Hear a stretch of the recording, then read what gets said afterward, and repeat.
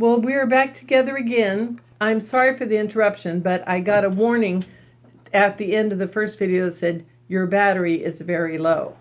So my little wolf and I are back, and we're going to finish up our video about the first communion.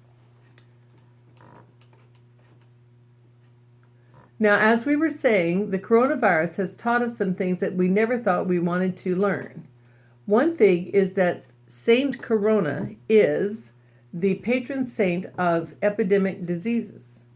And did you know that if you wash your hands while saying the Hail Mary, that takes the same amount of time as washing your hands while singing Happy Birthday twice?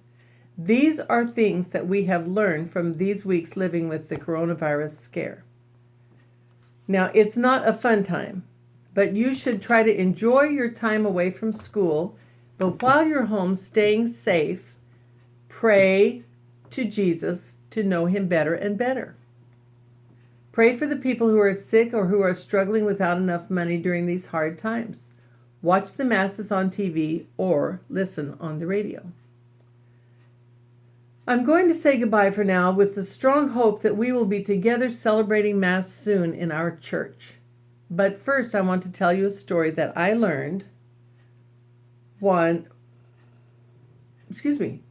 I want to tell you a story that I shared with the First Communion children last year. It doesn't matter where I learned the story, but that it's true. There was once a man who flew a great airplane called 747. It was nicknamed the Jumbo Jet. The Jumbo Jet was the greatest passenger airplane in the sky. They don't carry passengers any longer because they've been replaced by more special jets. But in its time, it was the greatest. So this man was the pilot of a 747, and he was flying with a plane load of passengers. Suddenly, the pilot of the jumbo jet picked up on his radio a distress signal. A pilot in a very small plane had lost his bearings and didn't know where he was. Where was the nearest airport?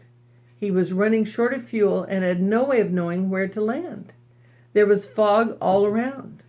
The pilot of the small plane was lost and badly confused. If he didn't get help soon, his plane would definitely crash. So imagine his joy and relief when he heard the voice of the jumbo jet pilot telling him that he wanted to help.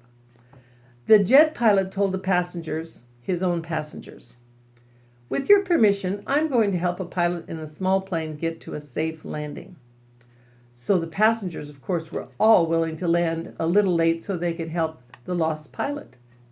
Around and around the jumbo jet started to circle until suddenly he saw the lights of the small plane. And he said, "I see you now. Look for my lights and follow me home." And that is just what happened. Years later, the son of the jumbo jet pilot has a model of a 747 made from glass that sits on his desk.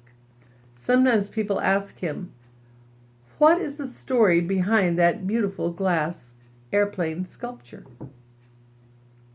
There will be times when in your life you will feel lost and alone, like the pilot in the small plane. Come to the church. Stay with the church. Trust Jesus to be your guide. Follow Jesus' light, the light of the world, and he will always lead you home. And now the little wolf and I want to wish you God's blessing to bless you all as you prepare for your first communion. Thank you.